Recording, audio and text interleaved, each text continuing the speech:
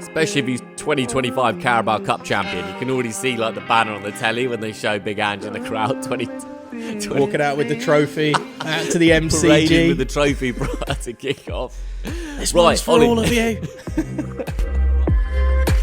Great, because you aren't going to become one of the greatest footballers of all time, and it shows that you don't even have that desire to become one of the greatest footballers of all time. So therefore, you're not interesting to me. Kind of fun, like twins, twin brothers playing in an international game is kind of interesting. That's the kind of story. Like, why isn't there a documentary about that? Why isn't there Instagram at 1 million followers?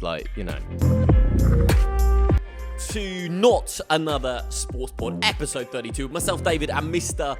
Oliver Wilson. As ever, Ollie, it's a busy podcast this very early Monday morning. I want to talk Premier League title race. There was a guy in the office that I worked at this weekend that looked me dead in the eye, Ollie, and said Arsenal will 100% win the Premier League this season. I want to talk about that. I want to talk about the confidence of Arsenal fans. I want to talk about Imposter Koglu, back-to-back wins. Potentially now he's turned the corner. I want to talk about Dave Windsor's 6-point plan to save the Six Nations, which is sure to piss off a few rugby fans. I've taken some of these ideas from elsewhere. There's the Milan derby. Then Ollie's listed a bunch of sport, which I'm very much going to be leaning on his knowledge about NBA trade. What's it all about? Why should we care? Rory wins at Pebble. I did see that. Got a hole in one? Question mark. Read that was earlier in the week, yeah. Earlier in the week. Okay, let's talk about Rory's great week then. NFL going to Australia, which my mate actually sent me a link to that, and he said NSAP on tour 2026. And Ollie, I'll make this commitment to you right now. The minute why do I always get this wrong? The minute Not Another Sports Pod makes a penny, we're sending Ollie Wilson to Oz in 2026 for the NFL to create content. There it is. He's taken it. And also, a women's cricketer refuses to talk to a journalist. Haven't read this story. Ollie's going to cover it. But, mate, it's a busy one as always. The Monday morning started off with Windsor's usual tech problems, which Ollie Wilson's patience every week is tested by. But he's got a smile on his face this morning. Got a cup of tea in his hand. It's a virtue, my friend. It's a virtue, my friend. Hey, and we haven't even got to the fact that I've spent 3 days this week covering figure skating, which, let me tell you, is at times as intense a sport as I will watch. Once you get into it and once you realise kind of the pacing and what needs to happen, if you're watching arguably the best skater in the pack go out trying to defend a European Championship gold, and on that first triple axel he stumbles, you've never had hairs on the back of your neck rise up when you're like, oh, it might not happen. It might not happen. The big question, was Jake Paul there? We'll get into this. No, was Jake Paul there? No, he wasn't. No, he didn't turn up for this. He's a part-time boyfriend, basically. No, it's European Championships, so he's make America and the North American Championships great again. He's never going to step into European soil. Don't worry. I don't think Jake Paul even knows that Estonia exists as a country. So, yeah, I can't imagine him booking a flight to go to the European Championships. I think he probably did before he got into boxing, and now he's, some of those... It's a tough old sport, I think, for IQ. I'm not sure your IQ goes up throughout the course of your boxing career. No, it's diminishing returns, I think you call that, right? So we're both basically experts on figure skating, by the way. Yeah, I mean, triple salchow, double axel, quads are the important thing in the men's game, of course. How many can you get down cleanly? We should just have a little break off figure skating pod later on this week, I think. I wonder how many loyal listeners we could push across to the figure skating pod. My guess is not a huge amount. Let's dive into Premier League, Ollie. So I'm at the office at the weekend and an Arsenal fan looks me dead in the eye. This is on the Saturday before Arsenal had thrashed Man City and says Arsenal are going to win the Premier League this season. I can envisage a world where Mikel Arteta and Arsenal do win the Premier League this season. The reason for this is that I think it's a poor Premier League. It's a poor Premier League, and that makes it a more exciting Premier League title race, more exciting Premier League from top to bottom. But this year is a rarity in many ways because there's actually a lot of poor sides, and there's also a lot of underperforming sides. You can't imagine Tottenham are going to be as bad next year. You can't imagine Manchester United are going to be as bad next year. Manchester City are going to be better next year. Chelsea's a work in progress on the upward trajectory. There's a lot of sides here in the Premier League this season that I think will be better next year. So the opportunity in Arsenal's last 14 games to win 12, 13, 14 of those is there. So I can see a world where Arsenal drop a lot of points. Liverpool beat Bournemouth this weekend, but Bournemouth had so many big chances, Ollie, that it got me thinking that Liverpool will drop a lot of points between now and the end of the season. So I do think it's possible. I think it would require a mini collapse on Liverpool, and it would require near perfection from Arsenal. But look, let's talk about Arsenal, Manchester City. Battered Man City 5-1. And they're still in the title race. They are. Liverpool still have that game in hand, so it could still be 9 points in front that Liverpool extend themselves to. You look at the running order of Liverpool's season and you go, there is a stint in April and into May with Tottenham, Liverpool, Arsenal. That will be the defining part of their campaign for sure. But 2 of those games are on home soil, including the game against Arsenal. So if we're just talking title race for a second here, I still think you can say it's a bad Premier League, but there's been one side that has been consistently good from start to finish so far, and that has been Liverpool. That's why they're on top of the pile. Arsenal need a bit of luck. They need more performances like they had against Manchester City, for instance, if they're going to continue to think that they've got a title race in them. However, this City side look like they've been flogged. I mean, they look gassed, lacking energy, and all credit to Arsenal.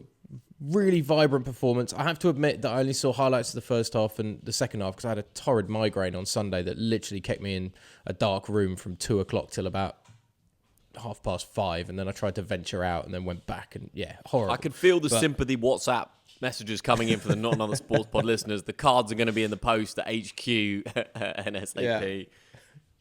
NAS. Why the fuck do I mess that up? Not Another Sports Pod. NASP. Is it because NSAP just rolls off the tongue so much easier? I have no idea, but you're the one that uses it more than anybody else, yet gets it wrong more than anybody else. Could we rename it to Not Sports Another Pod? Probably not. Sorry, carry on, Ollie. I was, Ollie's got a migraine. This City side looked like, I've never seen such dejection at 2-1, let alone 3-1 in what's meant to be a top-class side. And fair credit to Arsenal that they were ruthless as well. I mean, there was literally 0 foot off the gas, which is what I love to see. I love to see great sides that want to go out and win, saying, all right, it's 2-1, it's 3-1. We're not sitting and resting on our laurels like a certain side from Milan did this week. What we're going to do instead is we're going to freaking put the foot down and we're going to embarrass you. And they did. They absolutely embarrassed City. And that look of Pep Guardiola just staring into the vapid distance just is almost as haunting as the scraping the hands down the face, because he looked like a manager that didn't have a clue. There was very little reaction on that sideline from him. He was just stuck with, this is what I'm left with at this point. And I don't know if it's energy levels, if it's too many pre-season tours before the actual season takes place, if it's too many games, which everybody's having to deal with anyway at a top-class level in football. Arsenal was superb. Nothing really more to say about it, I think. I think also when City came into the game, I looked at it and I thought, well, they beat Chelsea last weekend. They qualified in the Champions League. You know, this could have been the start of a mini little turn for Pep Guardiola. And had they won, Ollie, yesterday, which obviously they very much didn't, had they won, they would have been, 2 or 3 points off Arsenal in second spot. So I thought it was a real disappointment from Man City. Let's talk very briefly about Miles Lewis-Skelly's celebration. If anyone hasn't seen this, the teenager scores and he kind of mimics the Erling Haaland meditation on the ground celebration. Now, I know there's kind of a kickback to this, which is, what have you won? And Erling Haaland's won everything. And why are Arsenal so, why are they so overconfident when they haven't won anything? But I just thought it was quite funny. I thought it was quite fair, like mimicking someone else's celebration. It's really not the end of the world, guys. Like, it's a football match. Like, it's really not life or death. The fact that he's kind of a kid and did it, as opposed to Havertz or Odegaard doing it, I guess maybe would rub people up the wrong way. But yeah, like, whatever. It's kind of funny. I mean, if you do Cole Palmer's, don't you owe him like 20 grand or something? Hasn't he like trademarked his celebration, Cole Palmer? So if you do that, you do actually have to owe him money. And so Erling Haaland's looking at his side getting beaten and cash flying out the window because he hasn't trademarked his celebration. Like if you've got a celebration in football these days, guys, trademark it. Make sure you're getting paid for when people use it. Just make sure. That's all I'm saying. But I also think he's missed a ticket of he should have mimicked his tackle that got him red carded against Wolves the other week. I mean, for an inane story that blew up so unnecessarily, he should have gone like 2-footed sliding in on the corner flag and produced a red to himself, or had somebody produce a red to him, or something like that. I mean, there was a bigger twist in the tail of that celebration that should have been done. Do you think Arsenal are overconfident as a football club for what they've won the last 5 years? I think they ride the waves of emotion like their manager does. I think the manager is a reflection of how Arsenal deal with every situation. When it's good, it looks good and they're fantastic and they are perhaps overly confident. When it's bad, the world is collapsing.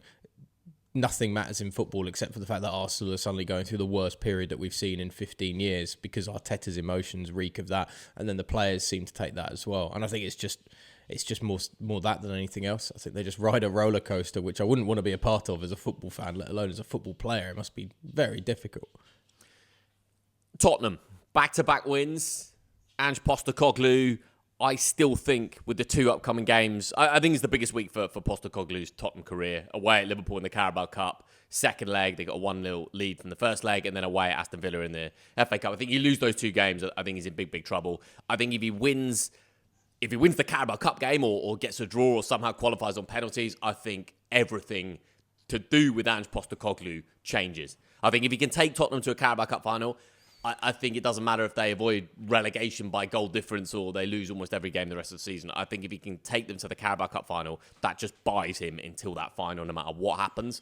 But I do think if they lose on Thursday night against Liverpool or get knocked out, he goes into that Aston Villa game knowing that he can't lose it. Because you can't get knocked out of two cup competitions in 5 days. Yeah, but are you going to drop Postecoglou when after that Villa game you've got United, Ipswich, City? Like, getting rid of a manager after these two cup ties and sending him to the Wolves of, if you lose to United, people raise question marks because they're having such a bad season. If you lose to Ipswich, there's real problems. And if you then get battered by City that have this kind of Jekyll and Hyde type campaign where they can give us flashes of what we've seen them be over the last 5 years, they can also do what they did this weekend and collapse. But if you go there, if you welcome City to Tottenham Hotspur Stadium and you get battered, you can't be changing a manager before those Premier League games after this cup run.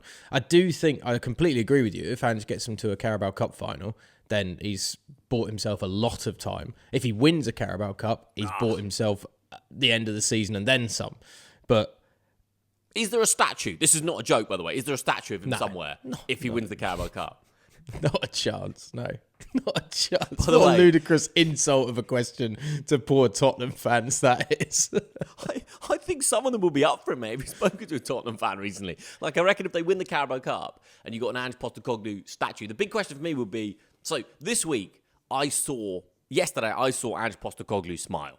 Like, I saw Ange Postecoglou, like, the sides of his mouth, Ollie, as is classical with a smile, went up like that. And it was unmistakably a smile. And it struck me as, like the teacher at school that never smiles. And then maybe like at the end of the term or the end of the year or on your last day of ever seeing him or her, there's just like a faint, like a little smile. So I've seen Ange Postecoglou smile, but I reckon you have the statue of him looking moody with the big jacket up. And Are these Tottenham fans that want a statue for a Carabao Cup also saying, if we go down to League One, the Virtue Trophy's ours. The EFL Trophy is in the bag. I mean, you're talking about Arsenal. Who are these friends that you're spending time with talking about football? Hey, you've got Arsenal fans that are guaranteeing good, great friend, loyal listener to the show, and he almost whispered to me in the pub. He was like, "Mate, we could get relegated." And I was like, "You're not getting relegated, mate. There's 3 terrible sides in the Premier League. You got a 7-point gap. This was before they won on Sunday." He was like, "We could get relegated." I was like, "Mate, you're not getting relegated." Anyway, the Ange watch is definitely... Very Trump description of your friend there. Great friend, loyal listener. The greatest friend. If you say anything is great in this era, my head immediately turns it into a Trump quote, and everything you say after that that's also a positive synonym of him becomes Have we talked about this in the podcast before, Ollie? There's one of the greatest videos, one of the most underrated videos of all time, is Donald Trump conducting the League Cup trophy, like now the Carabao Cup. Have you ever seen this? No. Ollie, it is the greatest, it's the most underrated, underseen clip. Doing a It should draw. have 100 million views on YouTube.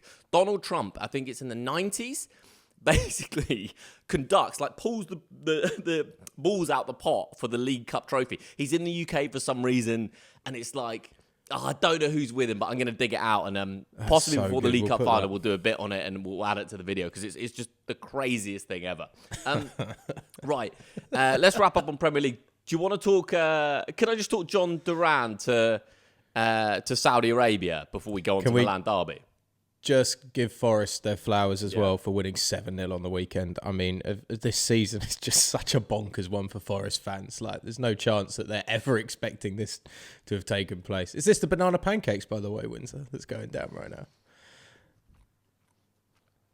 Oh, a little egg. Is that? It's like a cheese. Bit of bread? It's a cheese. It's called Cheat day. Panquezo. Right. Yeah. Oh, Panquezo. Close cheat day for Close Windsor. Sorry, I don't know. I'm fucking put the accent on and hopefully it'll work out all right. It's very English attitude to anything.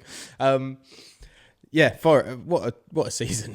Winning 7-0. I can't remember the last time off the top of my head. I did look at it earlier this weekend of when was the last time they scored 7 goals in a game. But amazing. Let's get on to your gripe about players joining Saudi football. But he's been watching Saudi football since he was a young man. He's grown up watching Al Nassr.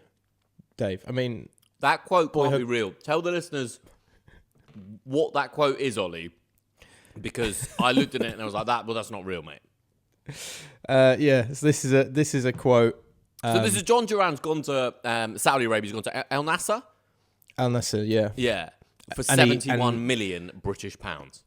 It's an Instagram quote, so you know it's obviously fake, of John Duran saying, "I grew up watching Al Nassr," which is like, I mean, in fairness, some of these players are so young, like they probably are. They're still growing up.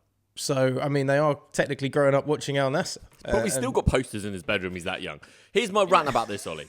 So I think 10 years ago, a player doing this kind of move for money, or even a few years ago, let's talk like Oscar going to Shanghai. Do you remember that? The Chelsea player Oscar went to Shanghai. Sharawi did it as well. Mm-hmm. Yep.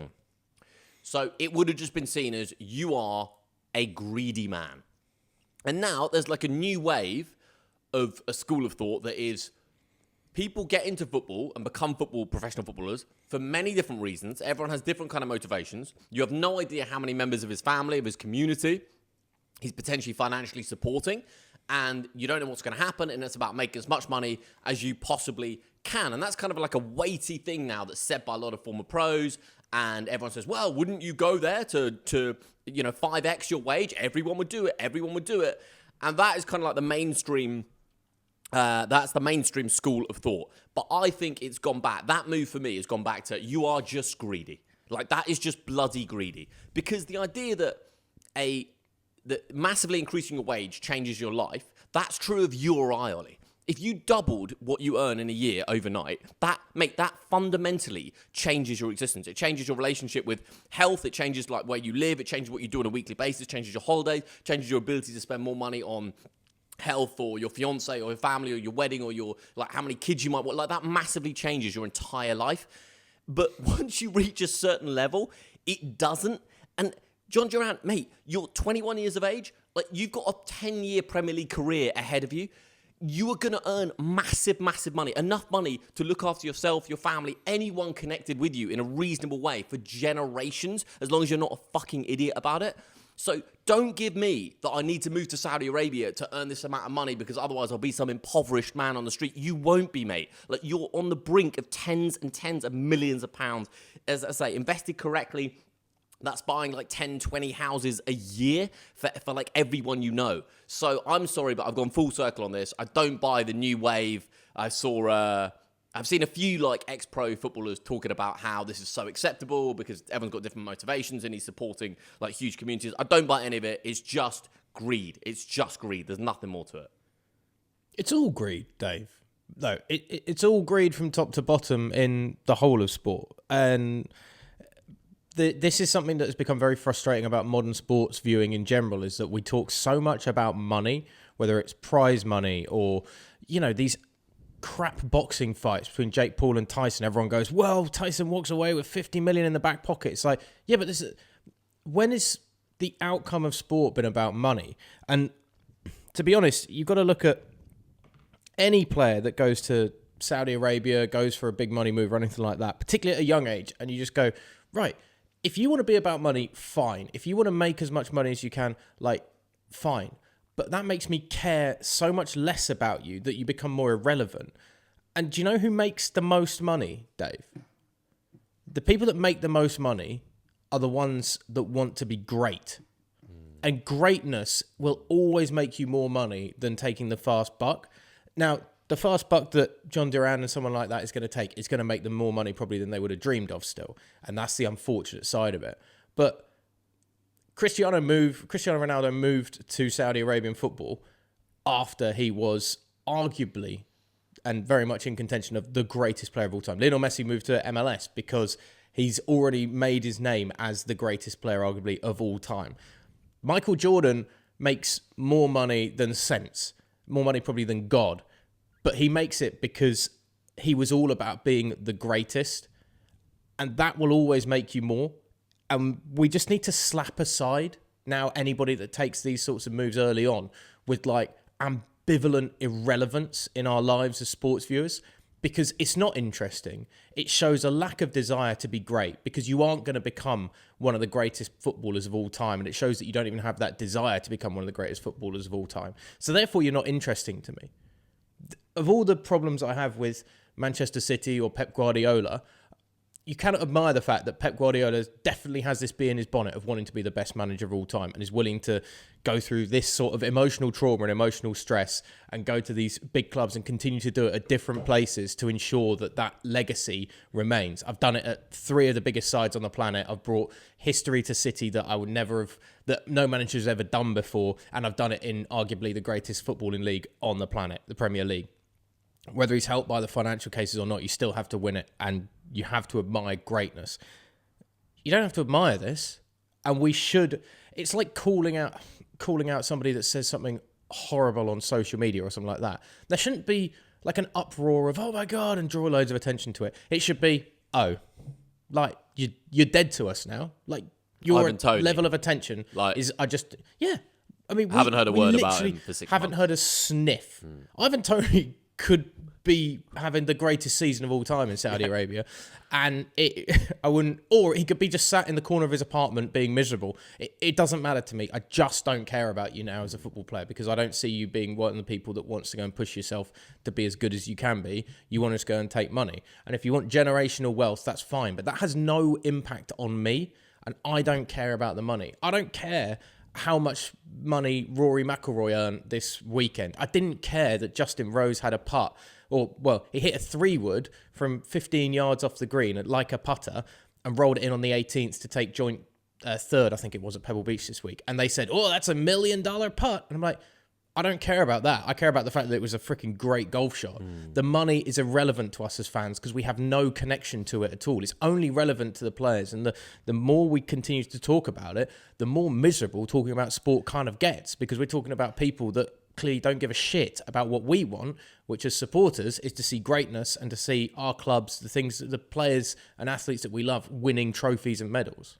You make some great points, Ollie. I think it's also a really salient point that to earn money over the course of decades and decades and after your career has ended, you need to become great, in the sense that LeBron or Messi and Ronaldo, they'll make money way after their careers ended, right? I mean, until the day they die, because they were so great. Whereas if you go to Saudi for 5 years and make loads of money, or 10 years, after your career's done, it really is done, right? Like, you can't really, not sure really what brand you've created there, what legacy, what people want to hear about. You start your own podcast at the end of your career and you're Messi, and obviously you're going to get 100 million downloads in the first week, right? But you start Ivan Toney, it's like, right, I don't quite know what we're listening to here. So yeah, I think it's an interesting point, and good luck to the fella. Off he goes. I doubt it was all his decision. I'm sure there's lots of advice around him. You're 21 years old, man. Like, how could you be making the correct decisions for yourself at 21? Like, his agents involved, his parents, people that are getting a slice of the pie. I'm not saying anyone's got bad intentions here, but it's... I don't know. Give me the John Duran podcast. Give me the John Duran podcast right now. Start it now when life is great and you're cashing checks and you're about to fly off in the private jet, and give me 3 years down the line on that podcast, and I want to see how different you are, because the money will be great for this point in time, but when you're fucking miserable, sat there in your amazing apartment in Saudi, but you can't go out like you'd like to. You can't do what you kind of would want to do, or you can, but it has to be so secretive that life is just a stress now, along with then having to play football in front of a few thousand people in a mediocre league that is trying its best to buy football's attention. Like, I'll watch and listen to that podcast for 3 years for that breaking point. It's like we've said it before, not another sports pod, but I mean, Ivan Toney, Ollie, could be Arsenal's number 9 in a Premier League title race. He gave up, and I know it wasn't possibly a straight fork in the road, but certainly there was massive interest from Arsenal. Could have dropped his wage demands, gone to Arsenal, and he could be leading the line in their bid for a Premier League and a Champions League this year. Like, I mean, what's that worth? Isn't that the absolute? Like, how fucking exciting is that? And he doesn't have that. And again, it's not like at Arsenal he would have been on 52 grand a year. Like, he still would have been making decent cash, folks. So anyway, let's move on. Milan derby, Ollie. It was 1-1, right? Talk us through it. Yeah, 1-1. I mean, it's just like the ultimate Milan fan, isn't it? They're barely an effort on goal, and just before half time, Reinders, the Dutchman, comes up with a strike that puts Milan 1-0 up just at the interval, and then like cling on time. I mean, Inter just raining fire down in the last 20 minutes, hit the post 3 times, including Thuram striking about as the inside of the post as you can get without it bouncing in, and it somehow bounces away. And then, then obviously Inter get a last late equaliser in stoppage time. Like, fair enough. But Milan are struggling. Just to give some wider context, Ollie, for those that don't follow the intricacies of Serie A. Milan are really struggling this year. They've already changed their coach. And Inter obviously are right in the heart of a title race, right? Like a couple of points behind Napoli, game in hand, something like that. Yeah, three points off Napoli with a game in hand. So this would have been a big result for Inter to have found a victory. Milan outside the top 6, sat in 8th at the moment. But it's a great Serie A table. I mean, this is what I think a football table should look like, with you've got a lot of the big boys obviously up there, but you've got Fiorentina throwing their name into the hat, a bit like the Premier League table kind of is. And we're saying it's a bad season for the Premier League. I think it's a better season for the Premier League because it's way more interesting than just seeing a consistent top 5 all the time. So Milan right down there, Roma right down there as well.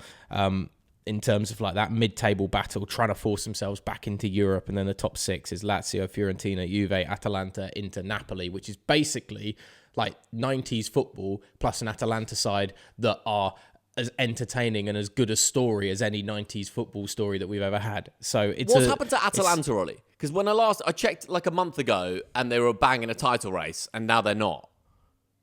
I mean, I haven't been able to pay as close attention as I'd like to with Serie A, with obviously not working on it as much this year and everything. But I think it's just a dodgy patch under Gasperini, which will happen because you're Atalanta at the end of the day. You're not playing with the silly amounts of money that the big boys are trying to play with, even though they keep getting themselves in debt. I mean, this is such a well-run club that sometimes to their detriment, it just means they have to use loan systems well. They have that rotation of players in and out almost every single season.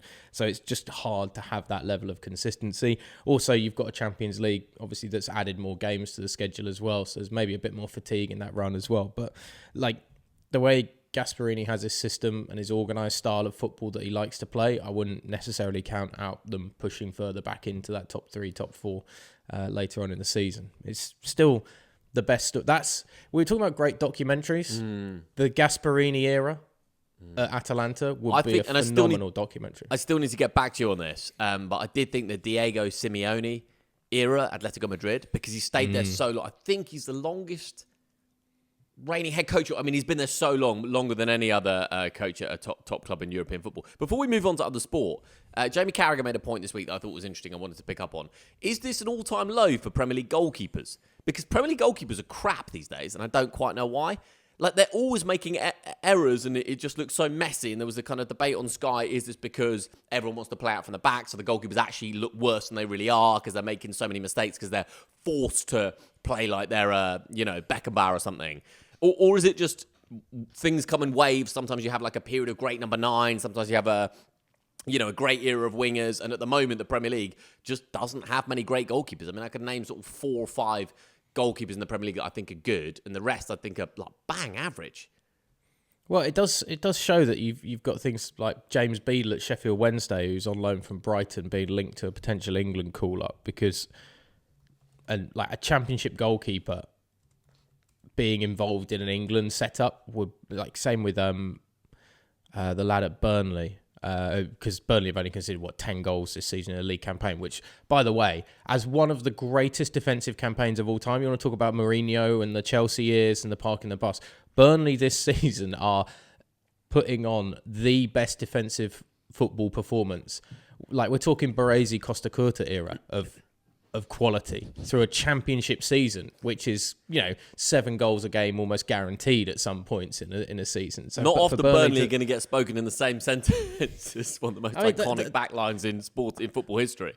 Also, I do think it's going to be potentially the best way for a championship side to go up at the moment, because we've seen sides like Southampton go up playing rock and roll football and they're coming straight back down. But if Burnley have got defensive discipline like this, it's James Trafford who's between the posts at the moment as well. Like,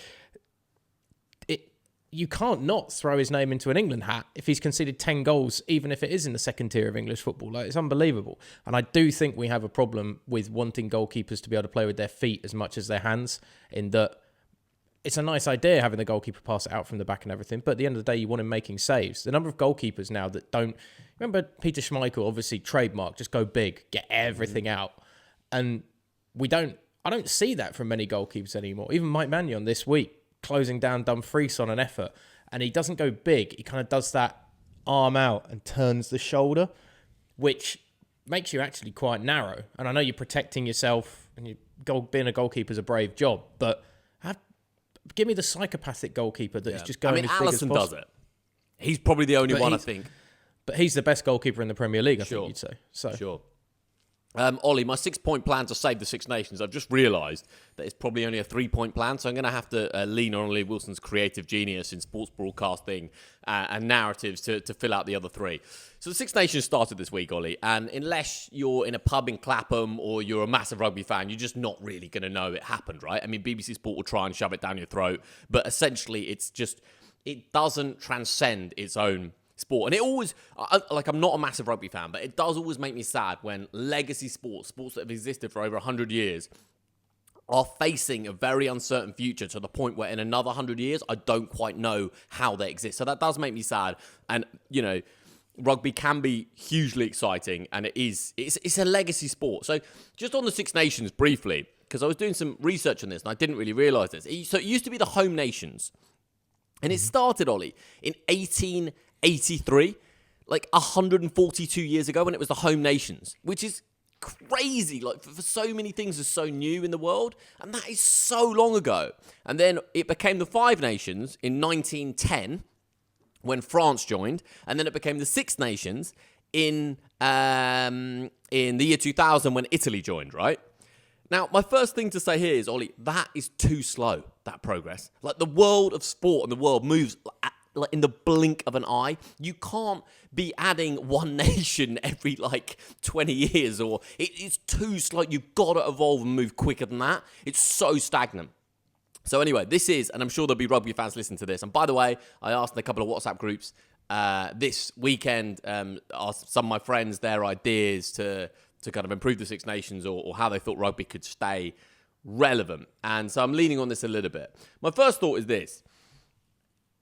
It's a closed shop. Those Six Nations are in the Six Nations. There's no promotion. There's no relegation. There's no jeopardy. There's no concern that someone could be relegated. And that is a huge problem. Look at any successful sport. Look at any successful league system.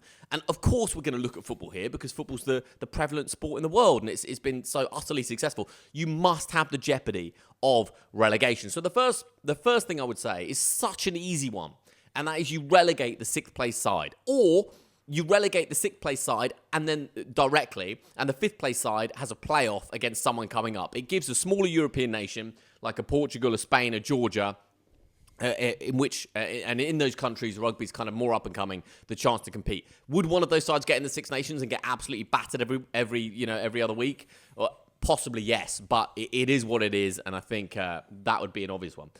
The second one, Ollie, is that nobody young watches terrestrial TV. Like, they don't have a BBC license. They don't watch TV. So you need to shift it all to a Netflix or an Amazon Prime, where people actually have access to it. And by people, I mean the younger generation. Because if you don't take the younger generation then you're not going to be able to grow the sport. So as I understand it, is it on terrestrial TV? Six Nations? I think so. ITV, I think, show it's on ITV, right. Kids don't watch ITV. They don't even know what ITV is. So you move it to Amazon Prime or Net. They honestly don't. Like they have no idea what these things are. So you have to move it to. And I know that's going to sting. And most of our listeners are kind of above the age of 30. I think. Shout out to the younger folk or the older folk. But most of our listeners are in the 30 to 40 bracket. And I know it stings, guys. But like young people do not have a TV license. They do not watch ITV. They don't use Google, by the way. They TikTok everything. They search everything by TikTok. If you want like the best steak restaurant in Buenos Aires, they go on TikTok. Check out our video on that, by the way. They don't go on Google. Anyway, I digress massively. So we've got relegation system.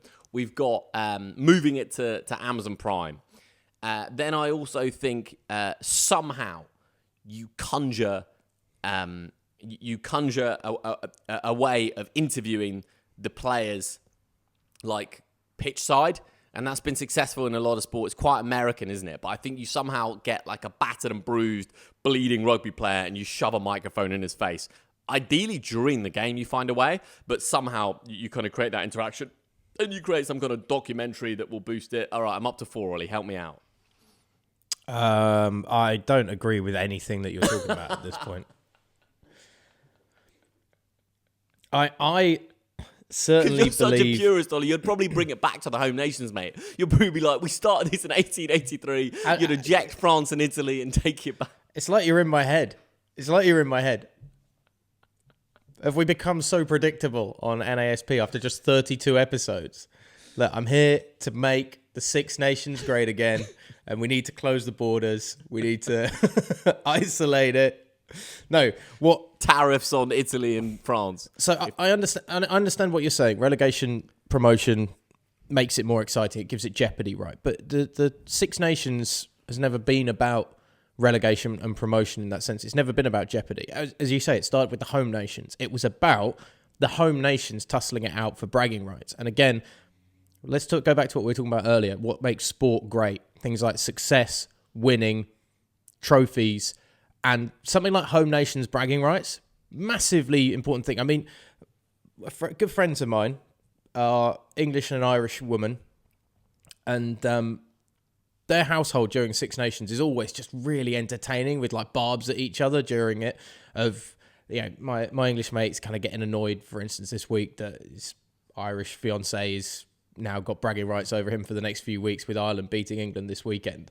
And I wish we had more of that intensity around home nation kind of rivalry in the same way like in football. I'd love us to have a home nations competition.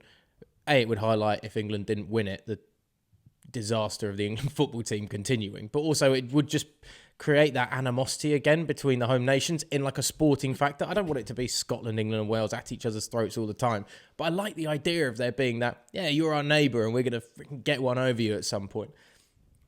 Bringing the French in, logical, it's just over the channel, etc. So, again, it made sense. There's a historical rivalry, of course, between England and France. It's, not everybody wants to see that kind of going back to colonial times and Napoleon, Battle of Waterloo, etc. But there's like a long-standing thing on that.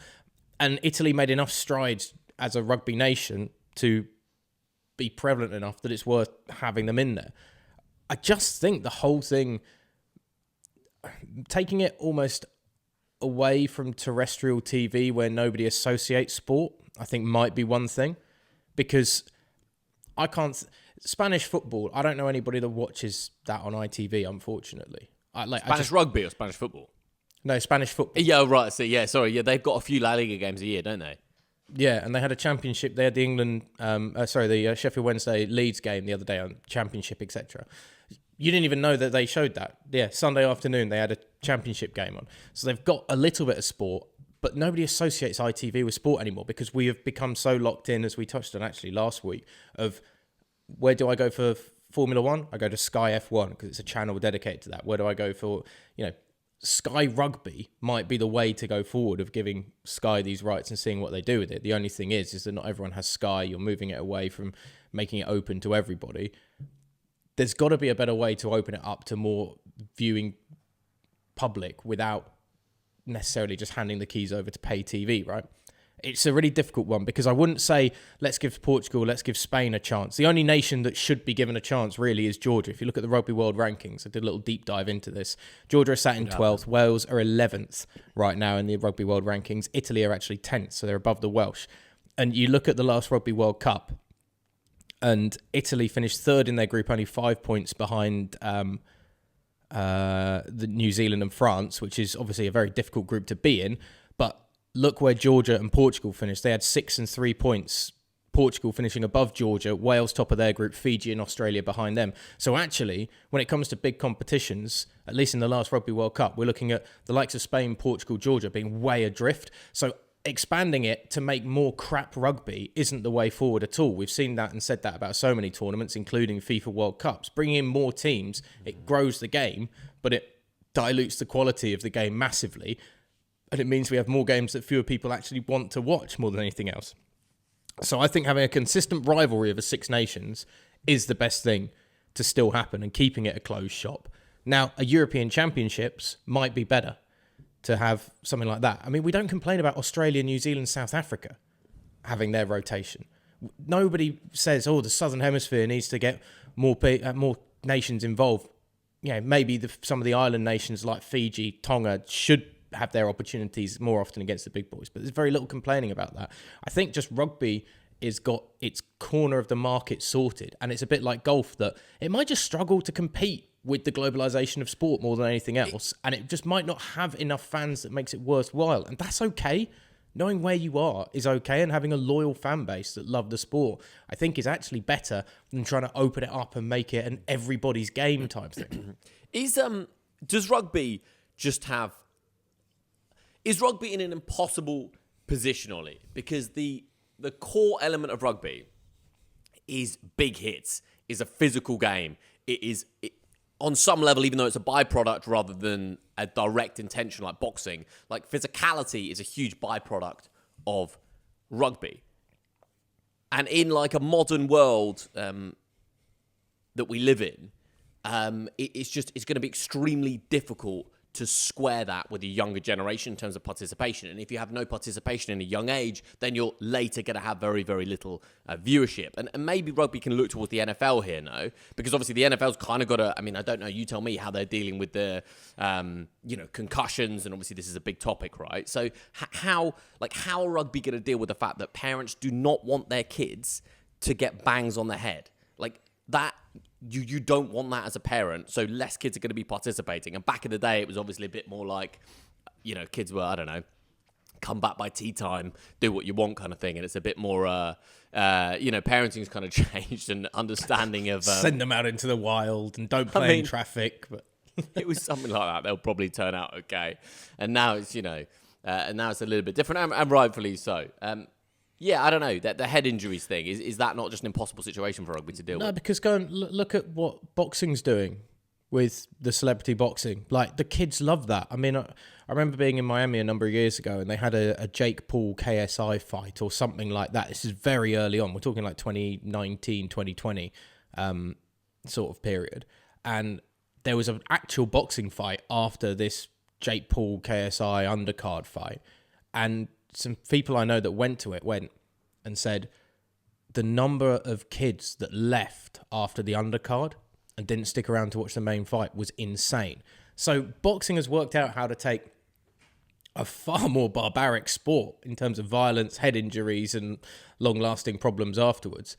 And the YouTubers have gone to it because it's seen as that alpha male physical prowess, and then younger kids have attached it to that and gone, yeah, this is freaking amazing. Yeah, look at this.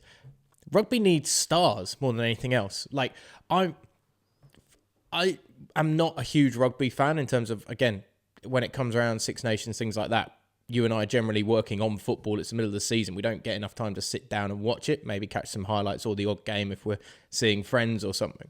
But I'll try and watch Rugby World Cups, etc. I knew who Johnny Wilkinson was. I knew who Jeremy Guscott was growing up. I knew who Lawrence Dallaglio was growing up. Yeah, I mean, like, I couldn't tell you a star face in that England rugby team right now, rugby union team, let alone, I couldn't tell you a rugby league player. Ollie, a mate messaged me and said, history will be made on Saturday. This is on Friday. He sent me this. As Tom and Ben Curry become the first twin brothers to start a rugby test match together for England. The 26-year-old Sale back rows will line up against Ireland in the opening round. I mean, we should have known about that, right? And maybe we're not delving into rugby stories, but that's kind of fun. Like twins, twin brothers playing in an international game is kind of interesting. That's the kind of story. Like, why isn't there a documentary about that? Why isn't there Instagram at 1 million followers? Well, that's look at Ilona Meyer. We were talking about her before we spoke about the Six Nations because she turned a social media marketing plan into a move into Bristol Bears and is now the face of women's rugby and getting more women and more young kids down to rugby. Bristol Bears are pretty much sold out, although, very cheap tickets, but sold out that first game that she was in because people know her from social media. You're talking about kids don't Google.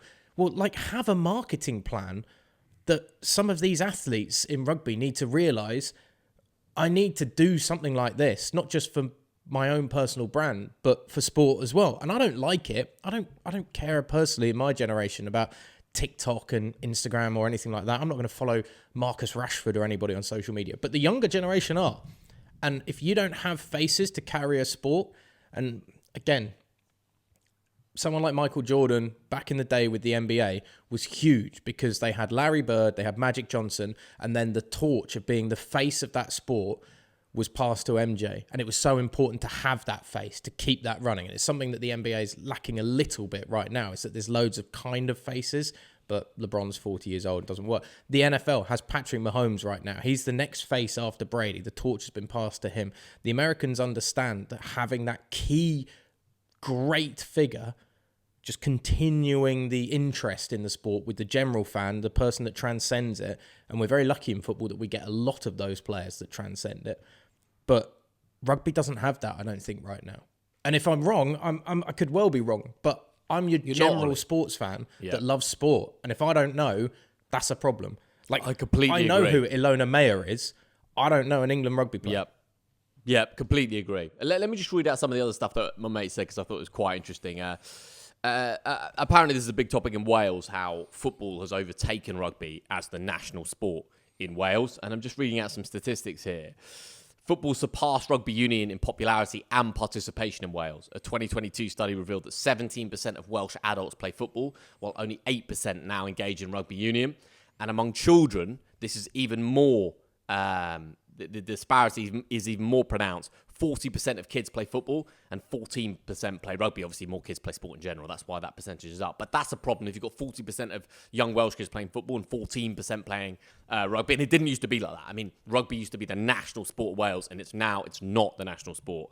I don't know. And presumably Wales is a reflection of quite a few other countries. So, difficult if you don't have kids participating in the sport, I think. And a couple of other things that piqued my interest were...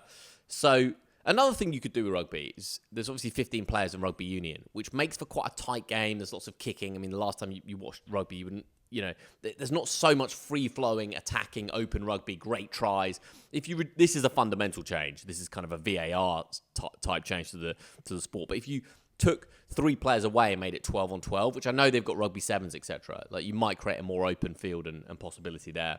And then the other thing is there's a new red card system where player gets a red card in rugby now, 20 minutes off the pitch, replaced by someone else, rather than just losing a player for the rest of the game, which is designed to punish the player rather than the team, which I kind of like and dislike. It would never work in football, but for rugby, maybe it does.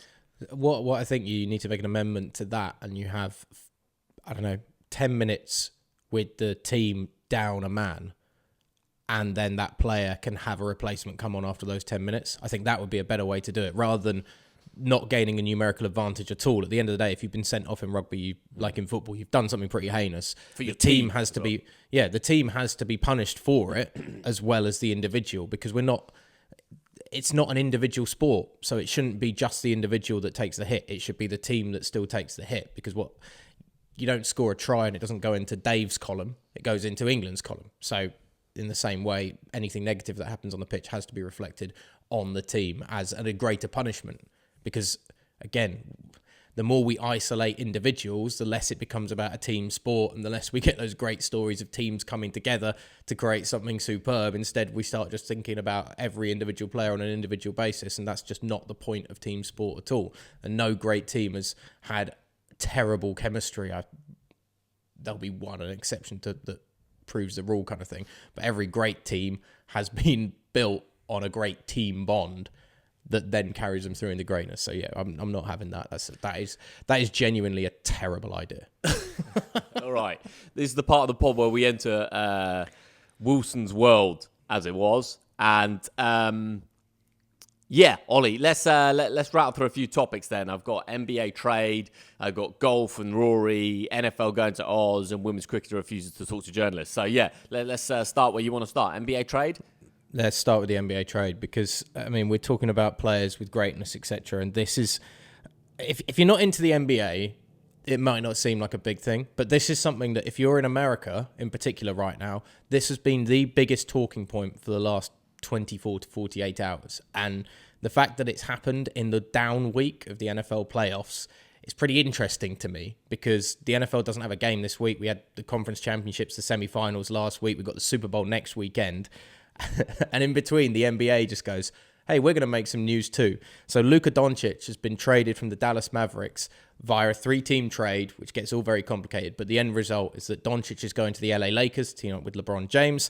And the LA Lakers have sent Anthony Davis, slightly older, very much more a defensive player, to the Dallas Mavericks. Now, Luka Dončić has won 5 All-Pro tags, basically, one of the best players in the league, and is currently on for an MVP push this season.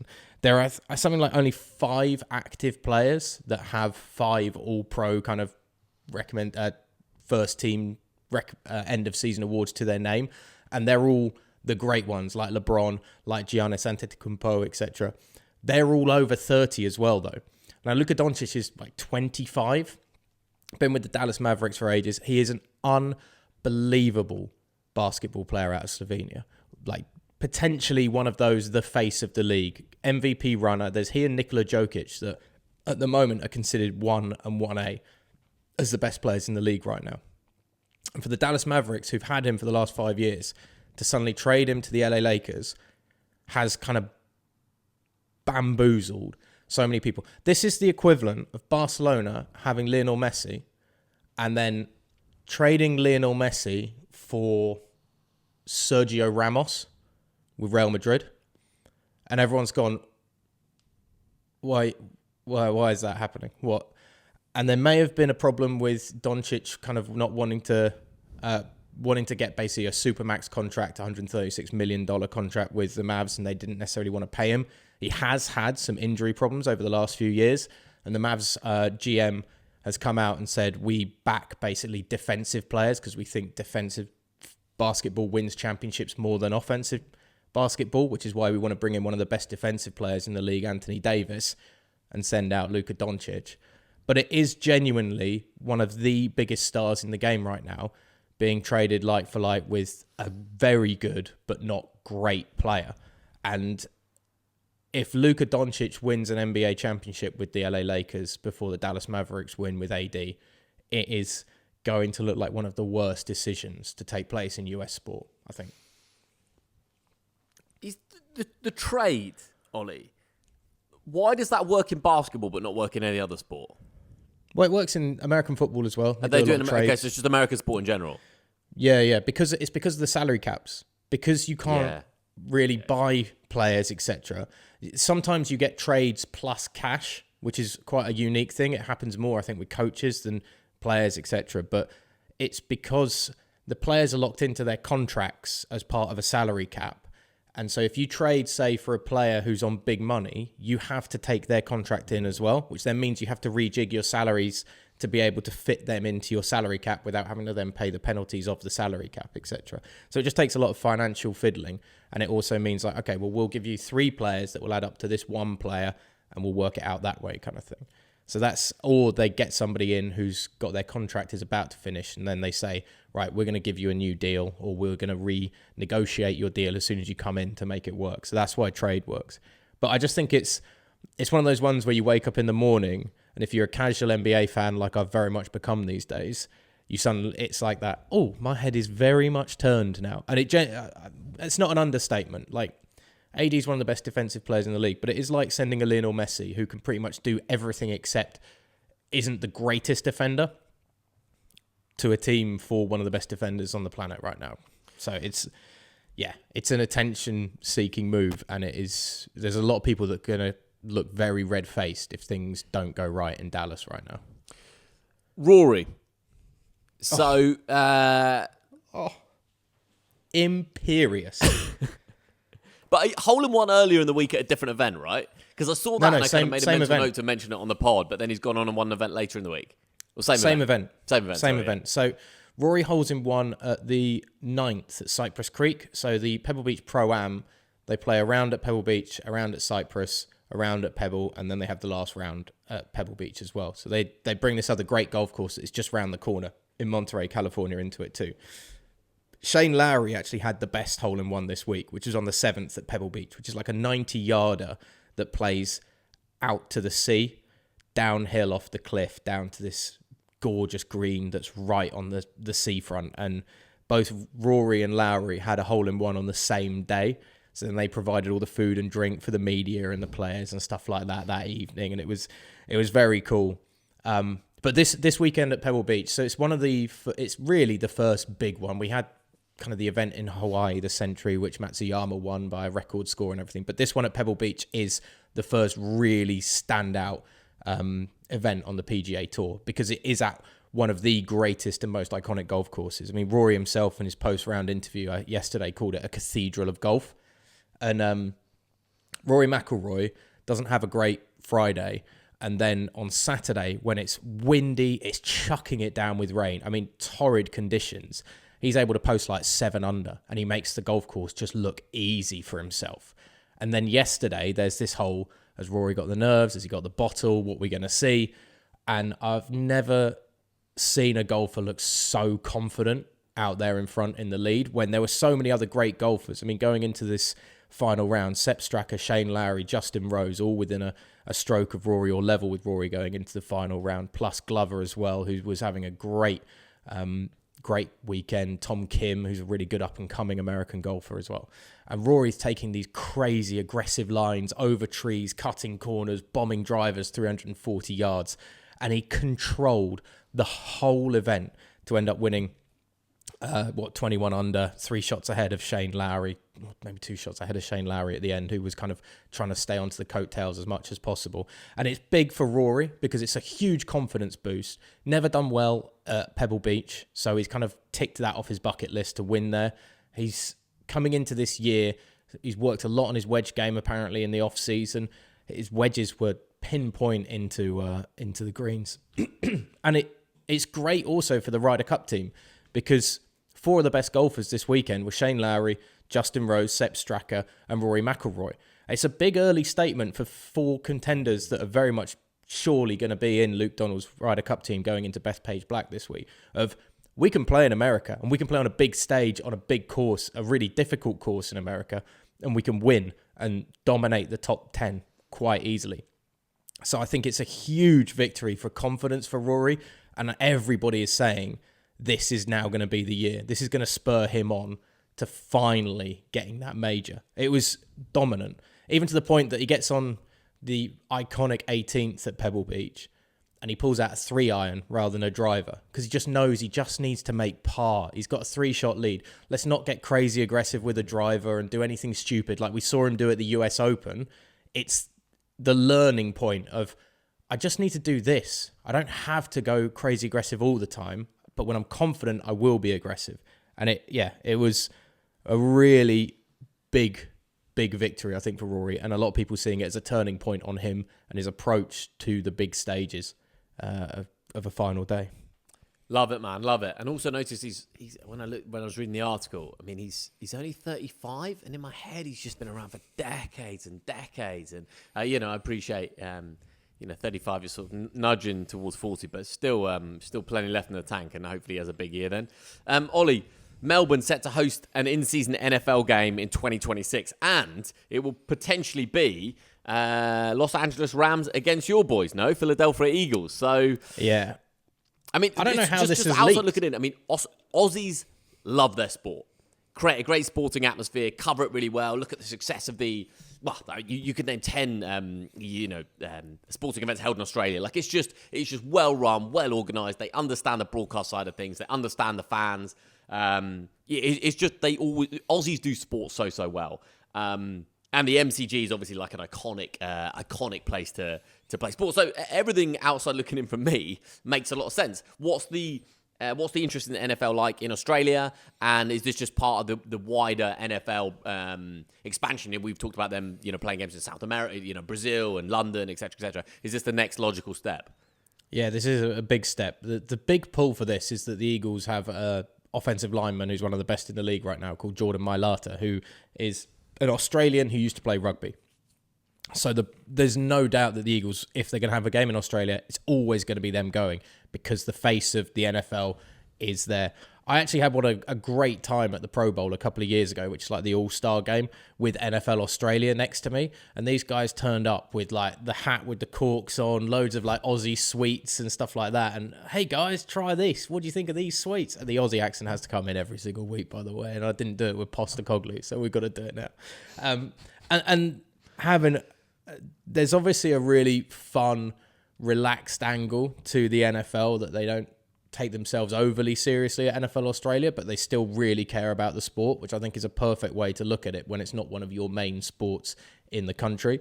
And I think taking a game there now, putting it at the MCG, 100,000 fans will be in there, potentially more if they kind of bring the stands in a bit and put some extra ones in to kind of get the fans closer to the field, because obviously putting in a big circular cricket stadium, it'd be interesting of how that works. But the interesting one for me is that the NFL are going so bold to go that far away. It is not a short trip. I know Brazil was a long way away, but you are going top to bottom. You're not going top to bottom and all the way across the Pacific as well. So it is it's a long journey for a team to make. Jet lag would be absolutely insane on that flight for the players, for the coaches, for the staff. But the NFL is saying, no, if we're going global, we are going all the way across the globe. We're ticking boxes in Europe. Spain's been added. We've got Germany. We've got England.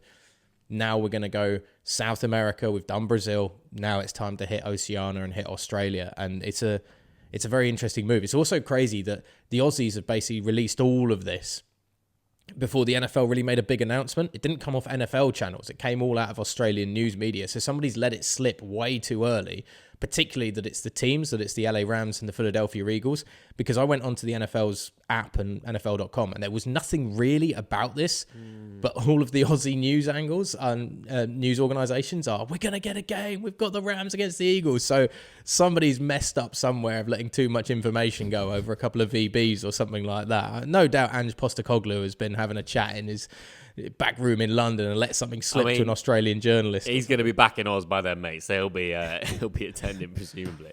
Well, he ticks all the boxes for being a face of the NFL because obviously his stadium, Tottenham Hotspur Stadium, hosts the NFL every single year, and then he goes back and becomes the face of England and Australian NFL. Especially if he's 2025 Carabao Cup champion. You can already see like the banner on the telly when they show Big Ange in the crowd. 20 Walking out with the trophy out to the MCG. Parading with the trophy prior to kick off. This one's for all of you. All right, I've got 5 minutes left. A women's cricketer refuses to talk to the journalist. What's the story here? All right, so let's stay with Australia because England's women have just taken a pasting down in Australia in the Ashes series. Lost 16-0 to the Australians in what is one of the most pathetic performances in English cricket, men or women, right? So at one point, basically, Alex Hartley, who is I think a former player and now a sports correspondent on women's cricket, was denied an interview by Sophie Eccleston, one of the England players, after Hartley had accused them of being unfit and not prepared for basically being in the Ashes. And this is midway to the point when they're taking an absolute grilling from the Aussies. And I think we're now starting to see, and I actually think this is a great thing for women's cricket and women's sport, because we're starting to see what everybody complained about in men's sport a little, of, oh, they're too uptight. Look at, the women's footballers, they go and sign shirts with everybody at the end of the game. It's all really family friendly and nice. And I think that's a good thing to have. But as sports get bigger, winning becomes more and more important. And as winning becomes more and more important, players don't want to hear that level of criticism, don't want to do those interviews with those people, don't want to have the family-friendly atmosphere when you're getting pasted 15, 16, nothing down in Australia during an Ashes series. So England cricket have described it as a unfortunate incident that definitely will never happen again. I kind of think that if we're going to start taking it even more seriously, you want it to happen again, because you want those players to be showing that they're really pissed off and struggling with the fact that they're getting beaten so handily like that, and they don't want to talk to the media. They want to get on and change things, particularly as soon as they get home, and start working on how they're going to redeem themselves from what is a pretty embarrassing result down in Australia. I can only see it, everyone's looking at it as negative, and I only see it as a positive at this point. That's a great spin, man. More needle, the better in general. But I mean, like, sport, no one's ever turned off sport because there's too much needle, right? No one's ever turned off because there's too many characters or there's too much controversy. Like, it doesn't happen. So, yeah, obviously it needs to be an organic thing, not like manufactured like boxing or you know. But it's a great thing. It's the same as the WSL. You know, a few years ago, it was being lauded. Oh, they never clap back at a referee. There's no complaining. That's not the case now. You do get it. We need a Paolo Di Canio to style pushing of David Ellery. Was it David Ellery who dived, by the way? Paul Alcock, wasn't it? Yes, yeah. And that was a dive because he takes like 6 steps backwards and then he goes down. Like, he knows what he's doing. It's very. I was there. I watched that in the South Stand at Hillsborough. Yeah. I watched that in the South Stand at Hillsborough. What was the reaction from the crowd around you? Oh, laughing. There was no kind of, oh, what has he done? It was like, oh, fuck out, Paolo. The good old days. The other thing Ollie? was like Vieira in that game, as Vieira was sent off and going down the tunnel, and there's a point where it looked like he kind of elbowed a policeman because the police were trying to get him off the field as well. And no one ever talks about that or has looked into that. It's also the game where Nigel Winterburn basically cacked himself because Winterburn's mouthing off at Di Canio as he's walking off the pitch, and Di Canio just goes, and Winterburn goes, oh. And it's, for those listening audio only, Ollie's done a reenactment of the incident. We've sorted out the thumbnail screenshot. Please do go across to our YouTube as well for watch it for a second time to capture all this. Ollie, final minute of the pod. Marcus Rashford has just been confirmed as going to Aston Villa on loan for till the end of the season. In one sentence, what do you think about that? Good move. Has to move to Birmingham if I'm going to treat it with sincerity. He can't be commuting. He's got to move close to the training ground because it's an hour and 45 from Manchester. And if he actually wants to sort his career out, he has to show that he wants to be there and be in the thick of it, not just be a part-time player. I think Aston Villa have thrown him a bone as well, you know, because I don't know. We spoke about this last week on the pod. Lots of big clubs rumoured to be in for him, and wonder how many of those clubs that were rumoured. I mean, Milan, Barcelona, PSG, like none of them actually want to put their hand in their pocket. So yeah. Do check out, guys, Donald Trump League Cup draw YouTube. I absolutely guarantee I've undersold it. Like, it's the craziest thing you've ever seen. Mr. Wilson, I will speak to you next week, my friend. David, it's been a pleasure as always. Make Marcus great again.